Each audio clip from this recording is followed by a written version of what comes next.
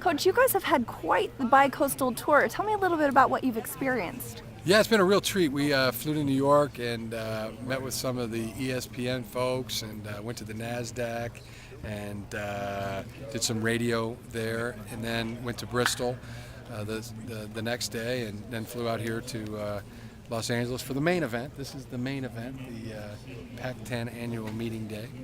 All right, and you've got some East Coast exposure the last couple of days. What do you think that's done to help the conference, the Pac-10, grow to something that might be on the same level as, say, the SEC in college football?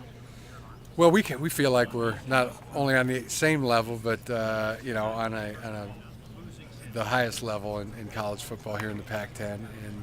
But being progressive and trying to take that message to the East Coast. I mean, people talk about East Coast bias, so let's go. Show them what the Pac-10 has to offer. So I think it's smart. It's part of the evolution of college football and also the Pac-10 conference. So adding Colorado and Utah, growing the conference, what's that going to do for the level of competition in the Pac-10? Well, those are some quality football teams. I think number one thing it's going to do is take the conference from 10 teams to 12, and we'll probably trigger a championship game for being the mechanism to get into the Rose Bowl. So there'll be some change. I mean, from our standpoint as a college football coach, whether it's the Pac-10 or the Pac-12 or the Pac-16, it's our job is to win it. So and we'll be prepared. Last year, Stanford had some great success with Toby Gerhart. Now he's gone off to the NFL. What do you see, or how do you see filling that void? With some very young running backs, I call them the Young Turks, and one fourth-year senior, Jeremy Stewart, but 5, 6, 7 guys that are all going to have the license and have the ability to fill those shoes.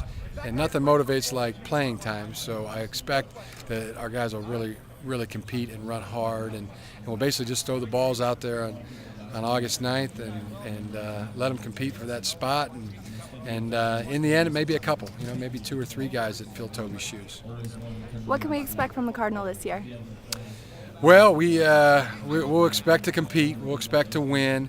Our goal is to win the Pac-10 championship, and all that gets underway August 9th. And the thing we'll be doing is going to training camp and preparing ourselves to be the strongest, most physical team that we can possibly be by September 4th, and then carrying that physicality into the rest of September and October and November.